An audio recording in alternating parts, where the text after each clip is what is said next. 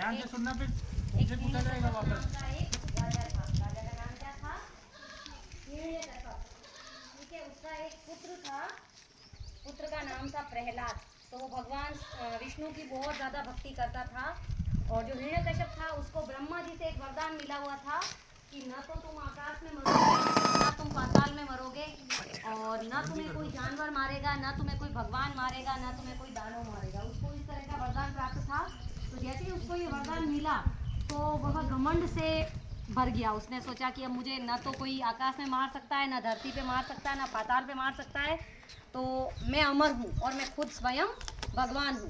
तो जब उसने अपने पुत्र को भगवान विष्णु की पूजा करते हुए देखा तो उसको बहुत ज़्यादा वो क्रोधित हो गया। उसने कहा कि जब मैं खुद राजा हूँ, मैं स्वयं को भगवान मानता हूँ और मेरा पुत्र स्वयं मेरी पूजा नहीं कर रहा है। तो उसने 2-3 बार अपने पुत्र को बोला कि तुम मेरी पूजा करो, मैं तुम्हारा पिता भगवान हूँ, मुझे ये वरदान मिला हुआ है कि मैं अमर हूँ।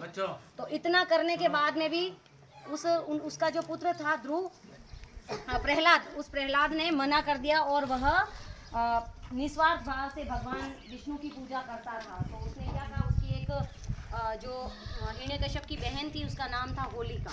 क्या नाम था?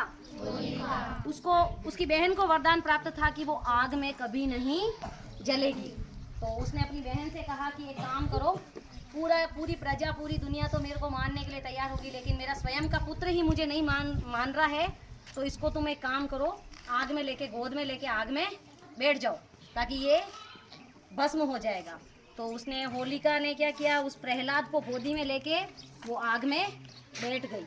लेकिन उसके ऊपर तो भगवान विष्णु का साया था। तो उस भगवान विष्णु ने क्या किया कि स्वयं जो होलिका, जिसको वरदान प्राप्त था कि तुम नहीं जलोगी, वो स्वयं जल के राख हो गई और जो प्रहलाद था वो प्रहलाद बच गया।